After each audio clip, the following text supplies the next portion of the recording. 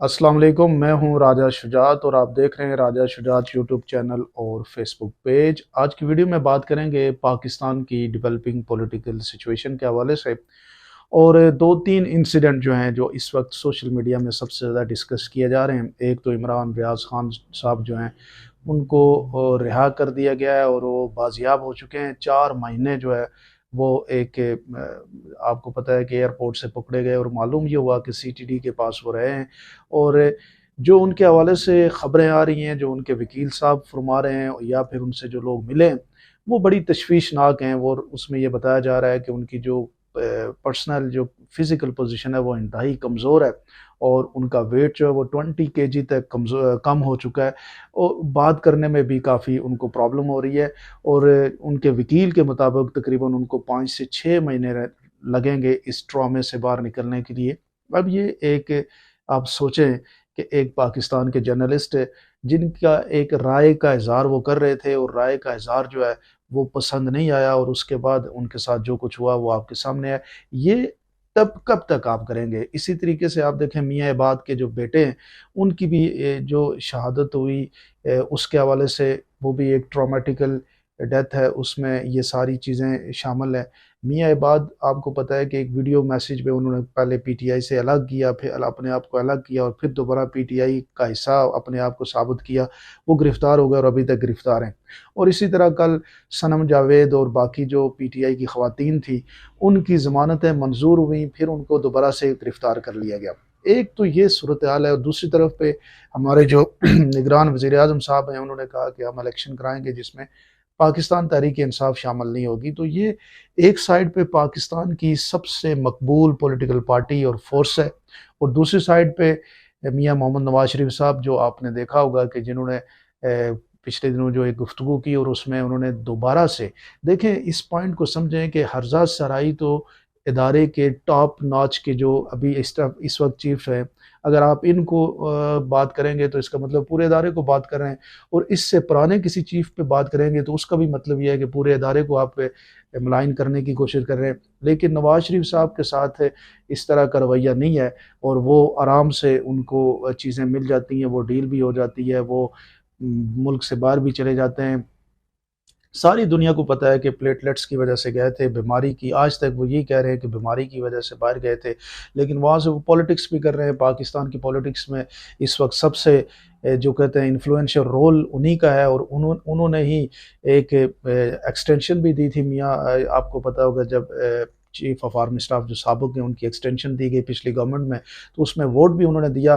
तो ये सारी चीज़ें एक साइड पे और फिर उन्हीं चीफ से जिनके खिलाफ वो अर्जा सराई कर रहे हैं, उन्हीं चीफ के साथ मिल के इमरान खान की गवर्नमेंट को जब हटाया गया और उसके बाद पाकिस्तान तहरीक इंसाफ के ऊपर जो क्रैकडाउन हुआ, ये सारा कुछ आपके सामने है। लेकिन इसके बावजूद नवाज शरीफ साहब का आपने देखा होगा कि जो बयान है वो क्या है और उसमें वो क्या कहना चाह रहे हैं। एक तरफ पे ये सारी चीज़ें, इन सब डॉट्स को अगर हम कनेक्ट करें तो पता ये चलता है कि पाकिस्तान एक क्यास की पोजीशन पे आ चुका है। पाकिस्तान एक हम नहीं सीख रहे। आप देखें कि हिंदुस्तान जिनके मुकाबले में हम जिसके साथ हम आज़ाद हुए, वहाँ पे G20 कॉन्फ्रेंस हो रही है और वो भी कोई इतनी बड़ी बात नहीं है। G20 कॉन्फ्रेंस वहाँ पे उनकी होनी ही थी क्योंकि इससे पहले जो ममालिक हैं हर साल में एक मुल्क के अंदर वो कॉन्फ्रेंस होती है, तो अभी नंबर तो इनका ही था, हिंदुस्तान का था और नेक्स्ट अगर G20 कॉन्फ्रेंस हिंदुस्तान में हुई तो तकरीबन 20 साल के बाद होगी। तो कहने का मकसद ये है कि वो जो भी है, लेकिन एक जो उसकी विजुअल थी उससे ये नज़र आ रहा है कि वो कहाँ पे पहुँच रहे हैं। वहाँ पे अमेरिका के अंदर एक इंडियन नेशनल जो है वो प्रेसिडेंशियल इलेक्शन के लिए रन करना चाह रहा है। ब्रिटिश के अंदर आपने देखा होगा ब्रिटिश प्राइम मिनिस्टर जो है वो इंडियन ओरिजिन के हैं। जो टॉप नॉच कंपनीज हैं उनके सीईओज जो हैं वो इंडिया के हैं। यानी मुकाबले में आप देखें, एक साइड पे वो, एक साइड पे हमारा इशू क्या है, हम वीडियो गेम पे लगे हुए हैं कि किसी की वीडियो आ गई, उसकी वीडियो ये आ गई, उसकी वीडियो। और हम आज 70 साल के बाद पाकिस्तान के अंदर आप बिजली के बिलों की पोजीशन देख लें, हर जगह पे हम अपने आप को पीछे देखते हैं। हमारी किसी जगह पे हाँ, जो इस पुरानी हिस्ट्री में लोग बात करते हैं, जो एक वक्त ऐसा था कि इस मुल्क में लोग चाँद की रोशनी में पढ़ते थे और पैदल जो है वो नंगे पाँव जो है वो अपने स्कूलों में 1-1 डेढ़-डेढ़ किलोमीटर पैदल जाते थे। और वो दौर था 1960s 70s का, जब पाकिस्तान ने इतनी मेहनत की लोगों ने और पाकिस्तान ने भी ग्रो किया।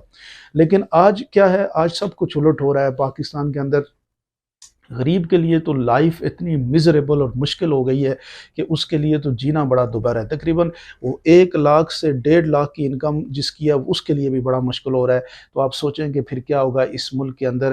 یہ اگر ان پولیٹیشینز نے، ہمارے جو سوچنے والے لوگوں نے نہ سوچا، تو یہ 25 کروڑ کے جو ممالک ہے یا ملک ہے، اس کے لیے آگے کے جو وقت آنے والا ہے وہ بڑا ڈیفیکلٹ ہونے والا ہے، کیونکہ نہ یہاں پہ جاب سیکیورٹی ہے، نہ کسی کو جاب فیوچر کی سیکیورٹی ہے، نہ کسی، یعنی ایک لیول کی جو لوگ ہیں ان کو تو کچھ نہ کچھ ہو سکتا ہے، لیکن کوئی آدمی اپنا ایک ڈریم بنا کے آگے بڑھنا چاہ رہا ہے اور بالکل گراؤنڈ زیرو سے سٹارٹ کرے گا، اس کے لیے بہت مشکلات ہے۔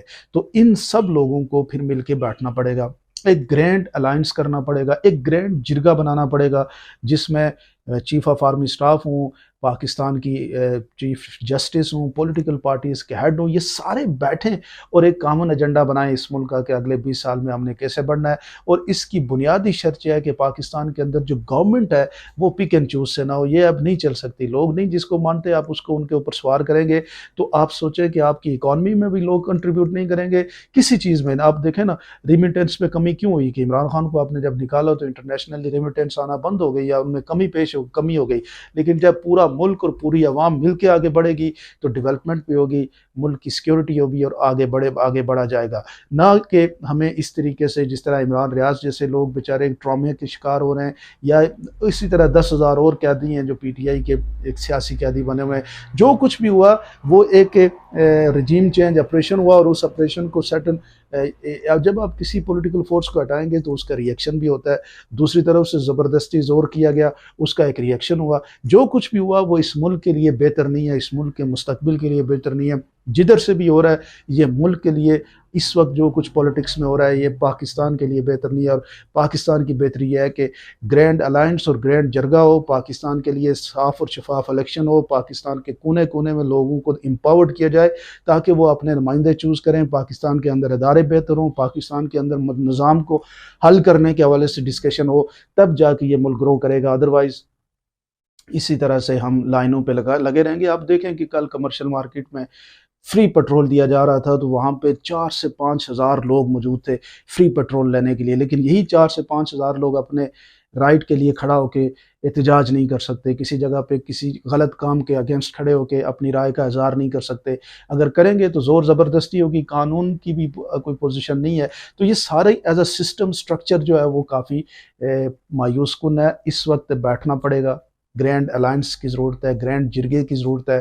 صرف حکومت سازی کے چکر میں نہیں پڑنا چاہیے بلکہ پاکستان کی ترقی کے حوالے سے بیٹھ کے سوچنا پڑے گا۔ اس میں اپوزیشن، حکومت، پولیٹیکل پارٹیز، پاکستان کے طاقتور حلقے، بزنس مین، ان سب کا رول ہے۔ آپ کیا سمجھتے ہیں ضرور مجھے کمنٹ سیکشن میں بتائیے گا۔ بہت بہت شکریہ۔